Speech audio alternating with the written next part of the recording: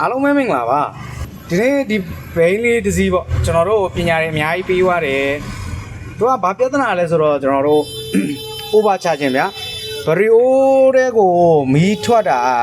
charging ကဘယ်လောက်တောင်ဝင်လဲဆိုတော့15ကျော်16လောက်ထိသူတက်တယ်တဲ့ကကြတော့ဘရီက over charging ဖြစ်နေเนาะအဲ့ဒါဖြစ်တော့အခုကျွန်တော်တို့ကဒီကောင်ကိုဖြည့်ရှင်းတဲ့စီမှာကျွန်တော်ပထမဦးဆုံးဒိုင်အုပ်ကြောင့်ဖြစ်တယ်ထင်ပြီးတော့ကျွန်တော်အခုဒိုင်ကိုလဲလိုက်ပြီမဲ့လေသူ့မှာက over charging မပြောက်ပြန်မပြောက်တဲ့ပြဿနာဖြစ်တဲ့အခါကျတော့ကျွန်တော်ကကွိုင်ကိုကျွန်တော်တို့မီတာထောက်ကြည့်တော့လေကွိုင်ကလည်းဒီသူ့အင်ဂျင်ထဲမှာအလုံးဝအကော ground အကြတာတွေဘာတွေမရှိဘူးမီတာကလည်းကျွန်တော်သတ်မှတ်တဲ့တန်ဖိုးတွေပြည့်တဲ့အခါကျတော့အဲ့ဒါနဲ့ကျွန်တော်တို့ကဖြုတ်ကြည့်ရအောင်လို့ကွိုင်အောင်ဆိုပြီးတော့ကွိုင်ဖြုတ်ကြည့်လိုက်တယ်ကွိုင်ကဘယ်လိုပြဿနာတက်လဲဆိုတော့သူကအင်ဂျင်ထဲမှာတက်တာတော့ဘယ်လိုပဲဆက်မမြည်ဘူးဒါပေမဲ့ဖြုတ်ပြီးသွားကောအဲ့ဒီအပြင်မှာစမ်းတဲ့ခါကျတော့သူက ground ကြတဲ့ခါကျတော့ကျွန်တော်ကွိုင်လဲအစ်စ်လဲတယ်ဒိုင်အုပ်လဲ original ပဲကျွန်တော်အစ်စ်လဲပလိုက်တယ်လဲလိုက်ပြီးတော့ကျွန်တော်စမ်းကြည့်တဲ့ခါကျတော့ तू က over charging မပြတော့ဘူးအဲ့ဒီခါကျတော့ဘယ်လိုမျိုးပြလဲဆိုတော့ तू က charging က14.9 ထိကိုဝင်ပြီးတော့ကော तू ကမောင်းသွားလိုက်ပြီးတော့သူ့အိမ်ပြန်အောင်လို့ရက်လိုက်ပြီးဟေးဆိုတာ ਨੇ ဆက်ပြန်နှိုးလို့မရတော့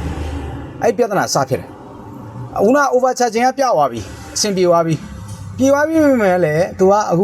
မောင်းသွားပြီးသွားတာ ਨੇ ကျွန်တော်တို့ဒီကနေပြီးတော့ဆိုင်ကနေပြီးတော့မောင်းထွက်သွားပြီခီးတဲ့တွေပို့တယ်အိမ်မှာရောက်တယ်အိမ်ကိုရက်လိုက်တယ်ဆိုတာ ਨੇ သူကစက်ပြန်နှွေမွေ့လို့မရတော့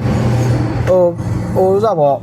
အပွင့်လေးဆိုပြောရပြဘက်ထရီအားပြည့်နေသွားတဲ့ပုံစံမျိုးဖြစ်တယ်အဲ့ဒါနဲ့ကျွန်တော်တို့ဘက်ထရီကိုမီတာထောက်ကြည့်တယ်ဘက်ထရီကိုမီတာထောက်ဆိုသူ့ဘက်ထရီကလည်းမနှိုးရချင်မှာ12.8လောက်ထိရှိရရင်ဖြစ်တဲ့အတွက် तू ကဘက်ထရီအိုးကလည်းမကောင်းဘူးလို့ဆုံးဖြတ်လို့မရဘူးဖြစ်နေတယ်ဒီဘက်ထရီအိုးကြောင့်ဖြစ်တဲ့ထင်ပြီးတော့ကျွန်တော်တို့ဘက်ထရီကို acid ဘက်ထရီကျွန်တော်လဲလိုက်တယ်လဲသွားတော့သူ့ရဲ့ဘက်ထရီရဲ့ ampere က12.8ရှိနေတယ်ရှိတော့ကဘရီအိုးမကောင်းဘူးဆိုပြီးကြတော့ကျွန်တော်တို့ဆုံးဖြတ်လို့မရတော့ပြန်ဖြစ်တယ်ကျွန်တော်တင်တန်းတက်တုံးကကျွန်တော်ရဲ့ဆရာပေါ့နော်ကျွန်တော်တို့တင် जा ပို့ချပေးတဲ့ဆရာကိုကျွန်တော်ဖုန်းဆက်ပြီးအကူအညီတောင်းရတယ်အဲ့ဒါနဲ့ဆရာကနေပြီးတော့ကျွန်တော်ကိုဒီပြည့်ချက်လေးတွေစစ်ဆိုပြီးတော့ကျွန်တော်စစ်တယ်ရှာဖွေတယ်အဲ့ဒီတော့ကျွန်တော်ဝါရင်းဆိုပြီးကျွန်တော်ဆုံးဖြတ်လိုက်တယ်နော်ပထမဝါရင်းဆိုပြီးကျွန်တော်မဆုံးဖြတ်ခင်မှာကျွန်တော်ရဲ့ဘက်ထရီအိုးရှိတယ်ကျွန်တော်တို့အိုးဝေးမှာပါတဲ့ဘက်ထရီအိုးကျွန်တော်အိုးဝေးမှာပါတဲ့ဘက်ထရီအိုးက73လောက်ရှိတယ်ရှိတော့အဲ့ဒီဘက်ထရီအိုးနဲ့ကျွန်တော်ထည့်ပေးလိုက်တယ်ထည့်ပေးလိုက်ပြီမဲ့လေ तू ကဒီကျွန်တော်ပြင်ဆိုင်နေသူ့အိမ်ရောက်လာတာနဲ့ဆက်ပြတ်နှိုးလို့မရဘူးဖြစ်တယ်နော်ဒါဒီဘိန်းလေးကျွန်တော်တို့ပညာတွေအများကြီးပေးရဆိုတော့ကျွန်တော်မျှဝေပေးတာဆက်ပြတ်မနှိုးလို့မရဘူးဆိုဖြစ်တယ်ဖြစ်တဲ့အခါကျတော့ကျွန်တော်တို့က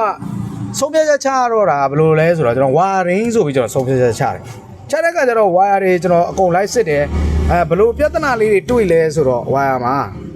သူ့ရဲ့ဝါယာဂျိုးအထဲအခြေအနေဒါကျွန်တော်ပြတာဒါကျွန်တော်တို့ဖြတ်ထားပြီးပြီဒီလိုလေးတွေကျိုးကကျွန်တော်အဲ့ဒီကျိုးတွေကိုမီတာမထောက်လိုက်မိတဲ့အဖြစ်ပေါ့အဲ့ဒါအခုဒီမှာကျိုးမီတာထောက်ကြည့်တော့ကျိုးတွေရဲ့အခြေအနေကြည့်နော်ဆရာတို့မြင်ရလားမသိအဲ့လိုမျိုးလေးတွေဖြစ်တယ်ကျွန်တော်အဲ့ဒါနဲ့လိုအပ်တဲ့ socket တွေပေါ့ဗျာ socket တွေပြန် join တယ်ကျိုးတွေပြန်ဖောက်ကြော်တယ်ဒီထဲမှာပေါ့နော်ကျိုးတွေပြန်ဖောက်လိုက်တယ်ဒီရှေ့မှာလှုပ်တင်တာလေးတွေကျွန်တော်လှုပ်တယ်ရှင်းတင်တာလေးခဏရှင်းတယ်ယာယီပေါ့နော်ကြိုးကြော်ကြည့်တယ်ကဲဒီဘိန်းလေးအားလုံးအခုအဆင်ပြေသွားပြီပေါ့ဗျာစက္ကနာနိုးမယ်ဟောအခုဒီမှာဘရီချက်ပြမီရောအင်ဂျင်ချက်ပြမီရောပေါ်ပြီမီးလည်းမဝိုးတော့ဘူးဆက်လက်ဝီးတော့ပဲဟောရပြီဒီကောင်ရဲ့အဓိကပြကြတော့ပါဆိုတော့ကျွန်တော်ရဲ့ပေါ်စာမှုเนาะကျွန်တော်ရဲ့ပေါ်စာမှုကြောင့်ကျွန်တော်စစ်တဲ့နဲ့ဂျိုးလေးကိုမစစ်ပြမိဘူးကျွန်တော်ပုံမှန်အတိုင်းပဲဒိုင်အောင်မကောင်းလို့ကွိုင်မကောင်းလို့ဆိုပြီးတော့ဆုံးဖြတ်ပြီးတော့ကျွန်တော်တို့လှုပ်ယူလိုက်တယ်เนาะအဓိကတော့ကွိုင်တော့သူ့မှာမကောင်းဘူးကွိုင်ကနည်းနည်းလေးဟိုဥစားအပြင်မှာတိုင်းတဲ့ခါကျ ground ကျနေတာဖြစ်တယ်အဲ့တော့ကွိုင်လည်းကျွန်တော်လဲပေးလိုက်ပြီအဲ့ဒါနဲ့ customer လည်းဒါဟုတ်လဲသူအသက်လဲကျင်တယ်တဲ့သုံးတော့ဆိုတော့ဒါဟုတ်လဲအသက်အခုကျွန်တော်ပြန်လဲပေးတယ်မော်တာမှာလည်းတိုင်းအောင်ပင်နီယန်နေပြီးတော့မော်တာထိပ်ကူစပရိန်နေပြီးရင်မော်တာအမ်ချာတွေကာဗွန်တွေကျွန်တော်အကုန်လုံးလဲလိုက်ပြီလဲပြီးသွားပြီဖြစ်တဲ့အတွက်အခုဒီဘိန်းတွေကကျွန်တော်တော့စိတ်ချပြီလို့တော့ကျွန်တော်ထင်တယ်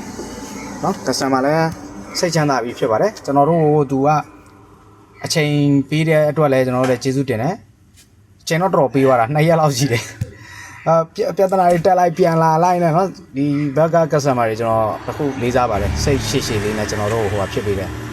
နော်အဲ့ဒီတော့ကျွန်တော်တို့လည်းကျေးဇူးပြန်ပြီးတော့တင်ပါတယ်ဆရာတို့နော်ကဲအားလုံးလည်းပညာလေးဘုဒ္ဓလေးရမယ်လို့မျှော်လင့်ပါတယ်ကျေးဇူးလည်းတင်ပါတယ်